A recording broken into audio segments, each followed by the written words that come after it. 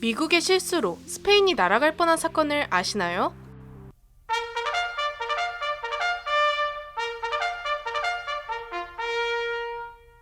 안녕하세요, 지식스토리입니다. 이번에는 미국이 저지른 엄청난 실수에 대해 알아보겠습니다.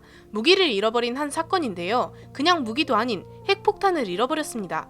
때는 1966년 1월 17일 스페인 지중해 해안의 팔로마레스라는 작은 동네에서 벌어진 일이었습니다. 미국은 냉전시대 당시 소련을 견제하기 위해 핵을 탑재한 B-52를 24시간 띄워두고 있었습니다. 당시 ICBM의 명중률이 높지 않았기 때문에 불가피하게 그 위험한 무기를 싣고 다니는 비행기가 상공을 떠돌고 있었던 것이죠. 이 폭격기에 기름이 없어 KC-135 공중급유기로부터 주유를 받으려는 상황이었는데 두 기체가 너무 가까워 충돌사고가 발생하게 됩니다. 미 공군의 두 항공기가 스페인 영공에서 부딪히게 되죠. 이로 인해 KC-135는 공중분해되고 B-52는 지상으로 추락하게 됩니다.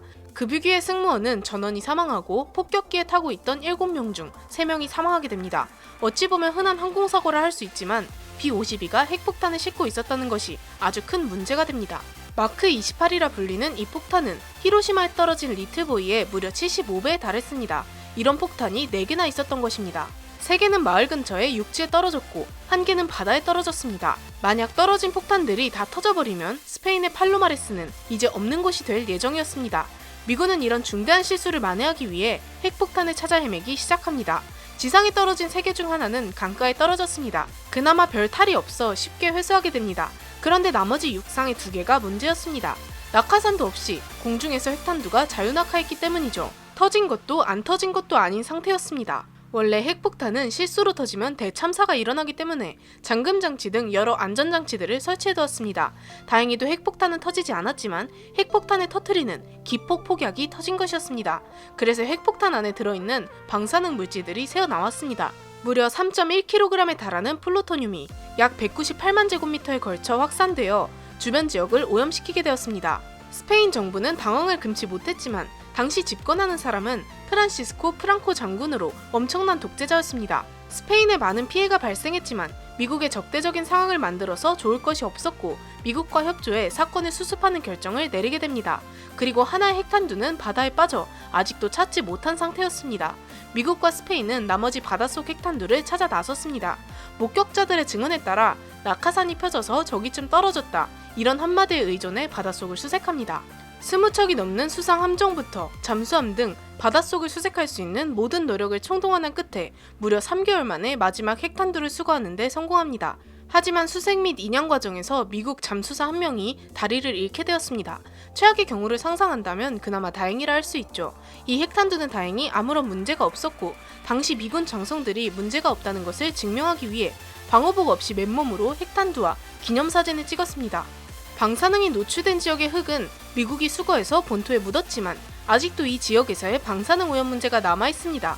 핵탄두가 바다에 빠졌다는 사실이 알려지고 유럽의 많은 관광객들은 스페인의 바닷가를 피하게 되었고 이것은 고스란히 스페인의 손해로 돌아갔습니다.